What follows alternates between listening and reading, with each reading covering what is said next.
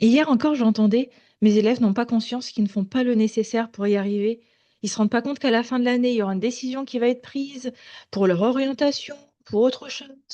Ils vont encore se plaindre qu'ils ont pas de bonnes notes. Ils vont encore dire que c'est la faute des profs et cetera et cetera. Et c'est vrai, nos élèves, ce sont des élèves de collège-lycée, donc des adolescents. Ils n'ont pas encore la conscience, ils n'ont pas encore cette prise de conscience qui se punissent eux-mêmes s'ils ne font pas le travail nécessaire. Maintenant, imagine un monde où les élèves prennent conscience que ce sont eux les responsables de leurs propres résultats, de leur propre réussite, de leur propre progression. Un monde où les élèves ne viennent pas dire que c'est la faute de l'enseignant, que c'est la faute des profs, que personne ne les comprend, que toi, tu n'es plus aussi à jouer aux gendarmes derrière tes élèves pour qu'ils fassent leurs devoirs, pour qu'ils apprennent leurs leçons, que tu n'es plus à leur faire la morale, à discourir sur le fait qu'il est important de travailler régulièrement. Alors nous, bien évidemment, si on donne des activités, des devoirs à faire à nos élèves, c'est pas bien sûr pour les embêter, c'est pour les faire progresser, pour les faire réussir. Mais les élèves ne le voient pas comme ça, ils le voient comme une charge supplémentaire pour la majorité, hein, pas tous, bien entendu.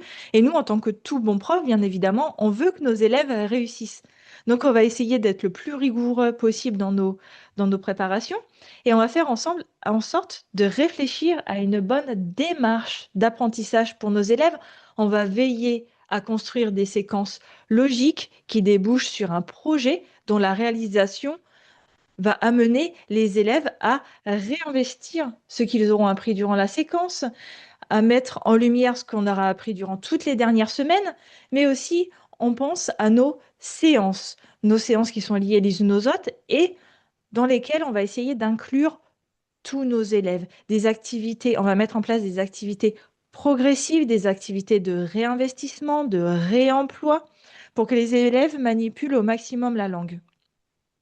Alors bien évidemment, pour être capable de réaliser tout ça en tant que prof, nous, on a été formés en amont, mais nos élèves, eux, est-ce qu'ils ont été formés à être élèves? Est-ce que nos élèves connaissent réellement la démarche à suivre pour progresser? Et je te parle d'une démarche concrète, parce que bien évidemment, on dit souvent à nos élèves, il faut apprendre la leçon, il faut que tu participes, il faut que tu sois sage, il faut que tu écoutes le prof. Mais tout ça, ça reste très vague en tant que tel. Ce qu'on aurait besoin de donner à nos élèves, je trouve, ce serait plutôt une feuille de route, une marche à suivre, pas à pas, progressive, structurée, pour que nos élèves sachent clairement quoi réaliser pour progresser. Parce qu'effectivement, là, on est dans une démarche d'apprentissage d'une maîtrise d'une langue étrangère et comment ils doivent s'y prendre pour apprendre une langue étrangère. Et est-ce qu'on a déjà parlé de l'effet cumulé à nos élèves? Parce que bien évidemment, on ne se lève pas un beau matin en sachant parler la langue. C'est comme un peu la maîtrise d'une discipline sportive. C'est ce que je dis à mes élèves, c'est comme le sport. Tu ne te lèves pas un beau matin en étant hyper performant dans une discipline sportive. Eh bien, la langue espagnole, parce que moi j'enseigne l'espagnol, mais ça peut être l'anglais, l'italien, etc. C'est la même chose en fait. C'est des petites actions sur le long terme qui vont faire que progressivement, tu vas être de plus en plus capable de t'exprimer en langue étrangère. Donc, ce qui nous importe ici, c'est davantage d'avoir et de faire en sorte que nos élèves soient responsables de leur apprentissage et pour qu'ils se responsabilisent, pour qu'ils soient autonomes dans leur apprentissage, c'est leur donner cette fameuse feuille de route avec nos attentes de travail précises, des attentes, des petits défis réalisables, quel que soit le niveau de l'élève, pour qu'il puisse à son rythme progresser.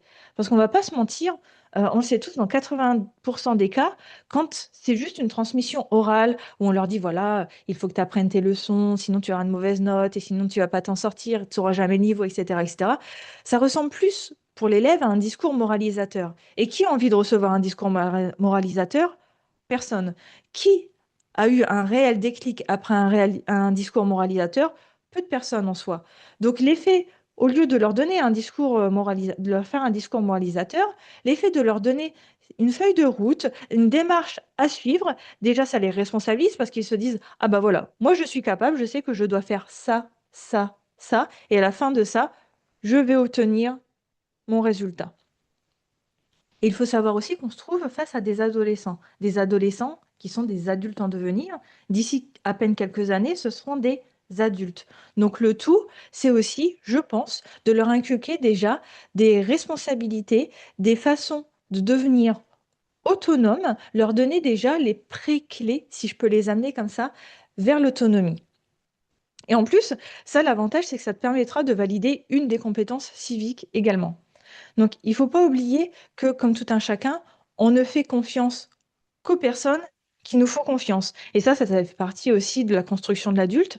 Donc, leur faire confiance, leur montrer que on leur fait confiance, leur montrer qu'on a confiance en eux, en leur capacité à prendre leurs responsabilités.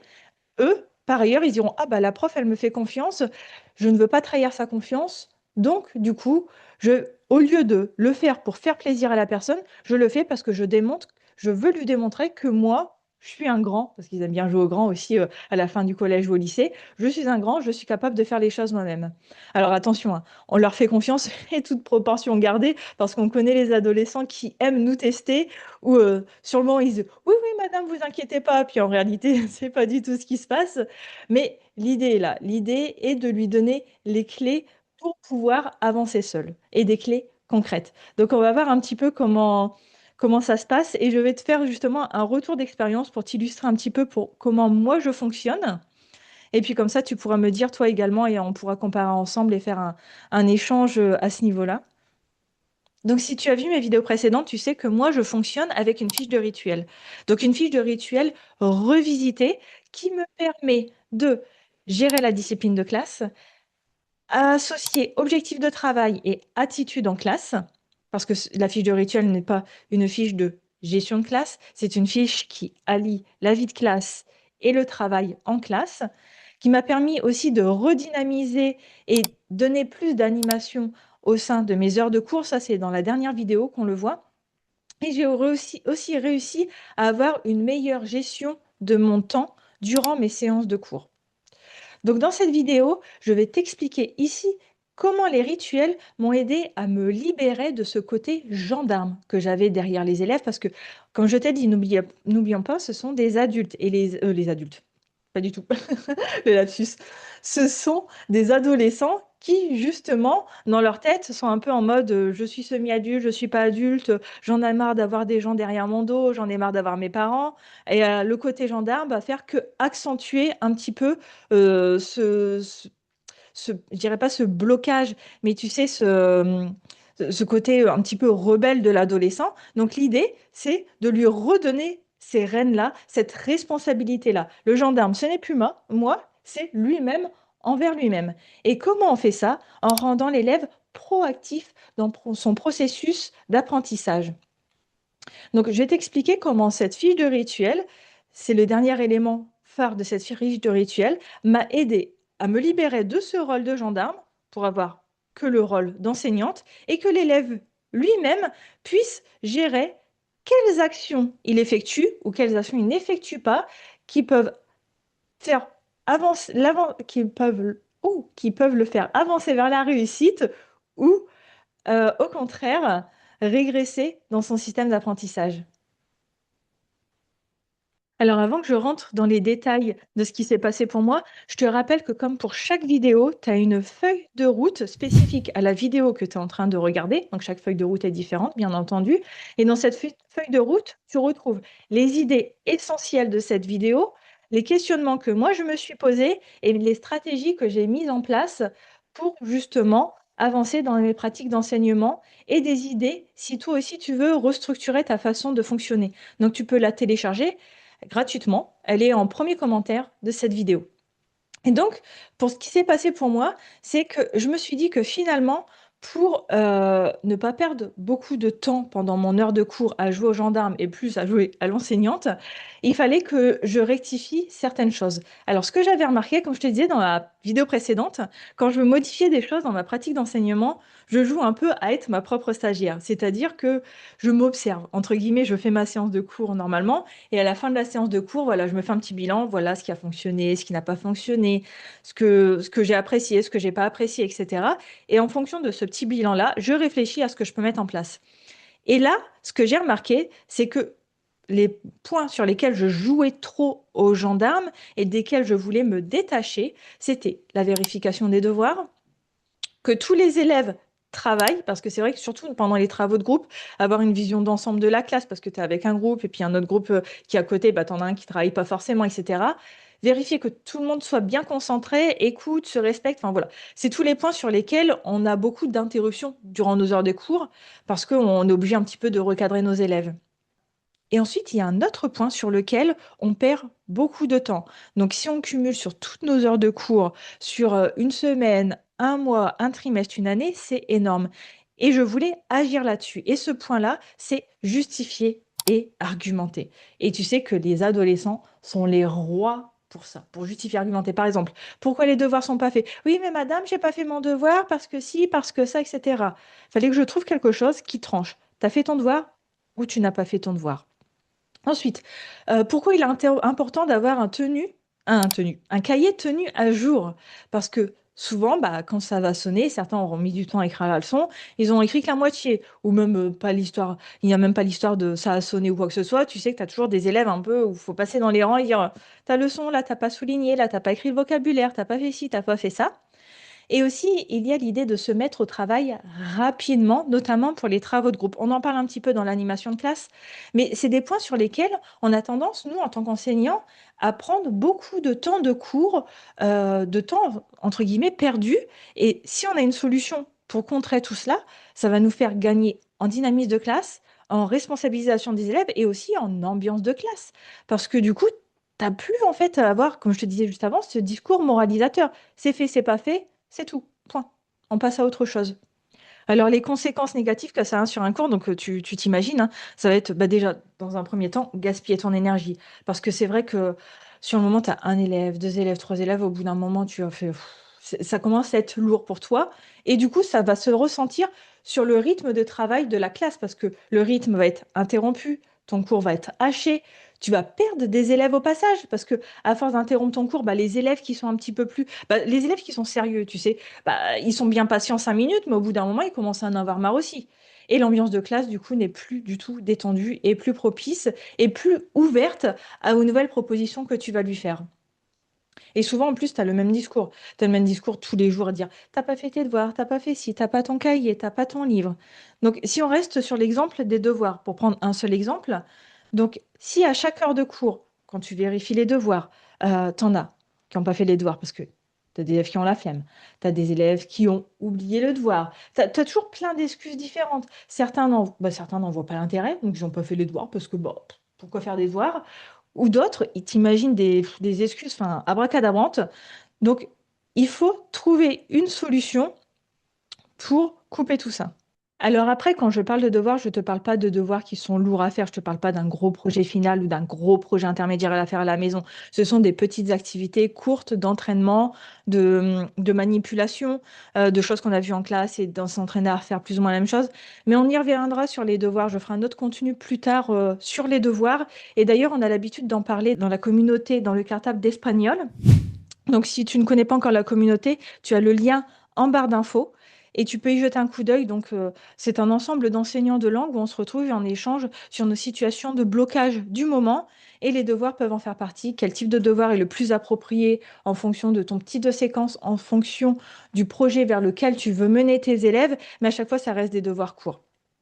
Et ça me fait penser à une collègue, la dernière fois au collège, j'avais une collègue qui me disait, mais en fait, Marine, tu arrives à faire des devoirs aux élèves, vraiment, parce que même si tu me dis que tu fais des devoirs courts, genre juste une ou deux phrases à compléter, enfin, moi, mes élèves ne font pas leurs devoirs. C'est-à-dire que, elle me dit, au début de l'année, sur les 27 élèves, j'en avais une vingtaine, et au fil du temps, j'en avais de moins en moins. Et là, elle se retrouvait peut-être avec cinq, six élèves qui faisaient leur travail régulièrement d'un cours sur l'autre. Donc, du coup, ça n'avait plus aucun sens, en fait, de donner des devoirs à faire. Alors moi, comme tu le sais, si tu as regardé mes contenus précédents, je fonctionne avec une fiche de rituel. Et dans la fiche de rituel, le, l'activité et le défi devoir y est. Donc les élèves doivent valider ce défi devoir. Mais ma collègue ne fonctionne pas en fiche de rituel. Elle, ça l'intéresse pas de fonctionner en fiche de rituel. Et c'est pas grave, on peut fonctionner d'une façon différente, et c'est ce qu'on voit aussi dans la communauté, que chaque prof a sa fonction, a sa façon différente de fonctionner, et pour autant arrive à un résultat positif aussi. Donc moi, je lui ai dit, fais-moi la vérification. Déjà, il faut voir comment tu donnes les devoirs, comment ça se passe, et puis si tu vérifies les devoirs, parce qu'elle me dit, moi, j'ai pas le temps de vérifier les devoirs à chaque heure de cours, ça me prend du temps. Alors, on a l'impression que ça peut prendre du temps de vérifier les devoirs et au final, ça nous en fait gagner. Parce que est-ce que ça te prend pas du temps de dire à tes élèves, ah mais t'as pas fait tes devoirs, puis un autre t'as pas fait tes devoirs, et pourquoi t'as pas fait tes devoirs, et puis l'autre argumente, et puis oui, mais cette semaine j'étais chez mon père, j'ai oublié mes devoirs, etc. Ça prend plus de temps. Moi, je lui dis concrètement, vérifier les devoirs, ça me prend 1 minute 30 à 2 minutes, quoi, pas plus. Et j'ai le temps de voir les devoirs de chaque élève. Et pendant ce temps-là, j'ai tout un processus, un process d'animation de classe qui fait que j'ai mes élèves en même temps. C'est pas moi qui vérifie les devoirs et la classe est au point mort. Donc tout ça, on le voit aussi ensemble dans la communauté. Et pour donner un petit peu de contexte, donc ma collègue, elle, c'est une prof de français au collège. Donc au final, c'est plus ou moins la même chose, hein. C'est comme des cours de langue, parce qu'elle fait des vérifications aussi de maîtrise de grammaire, de maîtrise de la langue. Elle a des petits exercices d'écriture, des petits exercices d'oral. Et donc, je sais, bah, voilà, on va reprendre ensemble ton process. J'ai du coup la première étape, ce qu'on a fait, c'est qu'on a vu son fonctionnement qu'elle avait en place. C'est-à-dire, quand est-ce qu'elle donnait les devoirs, comment elle les donnait et sa façon de les présenter. Alors, comme tu l'as vu dans la vidéo précédente, moi, j'ai un intérêt très particulier à garder un vrai temps en fin d'heure pour ça, parce que je trouve que c'est très important. Ensuite, la deuxième étape, la deuxième question que je lui ai posée, c'est qu'est-ce qui se passe dans le cours suivant? C'est-à-dire, une fois que tu as donné les devoirs au cours précédent, le cours suivant, comment se passe ta vérification des devoirs? De quelle façon tu procèdes? Et que se passe-t-il si un élève n'a pas fait ses devoirs? Comment tu réagis? Quelle est l'interaction avec l'élève? Quel est ton échange? Comment tu gères ça? Et les conséquences que ça a. Parce que forcément, la façon dont tu vas échanger avec l'élève, les mots que tu vas choisir auront forcément une conséquence. Et donc, il faut anticiper cette conséquence-là. Parce que selon la conséquence que tu veux obtenir, la réaction que tu veux obtenir, tu ne vas pas échanger de la même façon avec. Et en deuxième étape, une fois qu'on a fait un peu ce travail d'analyse, on a mis en place un plan d'action. Donc, un plan d'action qui est en adéquation avec son identité de prof. Si par exemple, son processus, ce n'est pas de circuler dans la classe, elle n'est pas habituée à faire cours, par exemple, en circulant beaucoup dans la classe, eh bien, on va trouver une autre méthode pour la vérification des devoirs. Si, au contraire, elle est très mobile dans la classe, ça va être un autre process. En adéquation avec le type de devoir qu'elle donnait. Parce que selon le type de devoir qu'elle donne, bien évidemment, la vérification et la correction des devoirs ne prendra pas la même forme. Et là encore, on peut avoir différentes formes. Donc c'est ça qu'on voit aussi dans la communauté entre les profs. On échange un petit peu sur la façon de faire des uns et des autres et on voit ce qui est possible de faire en fonction aussi des possibilités du prof. Et aussi en adéquation avec ses attentes. Ce qu'elle faisait, sa manière d'intégrer dans la séance suivante. Parce que forcément, si tu donnes des devoirs, il faut trouver... Parce que les devoirs, normalement, enfin, selon ma vision à moi, les devoirs doivent servir un petit peu de manipulation, de récap un petit peu de ce qu'on a vu durant la séance, voir si l'élève a bien tout assimilé, mais ils doivent aussi préparer la séance suivante. C'est un peu une transition. Pour moi, c'est comme ça. Donc, ils doivent amener la thématique où ils doivent préparer aux activités que l'on va faire dans la séance suivante. Donc, à partir de là, donc, on échange un petit peu les uns et les autres sur notre façon de faire. D'ailleurs, dis-moi toi, parce que comme je te dis, moi, ça me sert un petit peu de tremplin entre les deux séances. Toi, qu'est-ce que tu as l'habitude de donner en termes de devoirs? Tu as l'habitude de donner, par exemple, des expressions écrites, enfin, des expressions écrites, on s'entend, hein, genre deux, trois phrases à écrire, des exercices à compléter. Je sais qu'il y a des collègues aussi qui donnent la trace écrite à compléter, c'est-à-dire qu'ils donnent des amorces de phrases à la fin de l'heure de cours, hein. Il donne des amorces de phrases par rapport à ce qu'on a vu en cours. Il donne le vocabulaire, le point grammatical et l'élève doit compléter à la maison. Donc, je ne sais pas, toi, quelles sont tes habitudes? Est-ce que tu donnes ou pas des devoirs? C'est intéressant aussi de savoir ça. Et si c'est le cas, par exemple, si tu fais le choix de ne pas donner de devoirs, je sais qu'il y en a qui ne donnent pas de devoirs. Ils disent, oui, mes élèves, ils n'ont pas le temps et tout. Ils rentrent, ils sont crevés ou ils ont les clubs sportifs, etc. C'est vrai. Mais bon, pour autant, il y a toujours une petite solution pour donner des petits devoirs. Donc, dis-moi, toi, ton ressenti par rapport à ça et comment tu procèdes surtout. Donc, à titre personnel, toujours dans cette optique de rendre les élèves autonomes et moi de me libérer de cette charge mentale, j'ai mis en place cette feuille de rituel. Donc, c'est 13 rituels vers la réussite qui me permettent du coup de responsabiliser les élèves.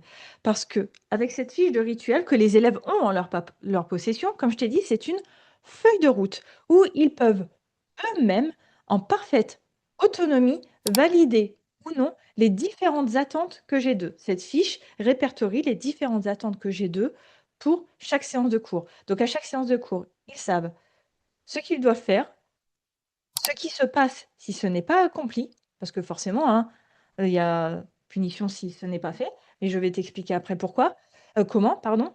Et ils ont aussi une vue d'ensemble sur le long terme, séance après séance, parce que ça, c'est très important. Les adolescents ont du mal à se projeter. Ils voient à l'instant T ce qui se passe, mais ils ont du mal à voir sur le long terme. C'est toujours un petit peu cette idée d'aussi d'effet cumulé. L'effet cumulé dont je te parlais en début d'heure, en début de séance, en début de séance. Ça y est, je suis projetée dans mes cours.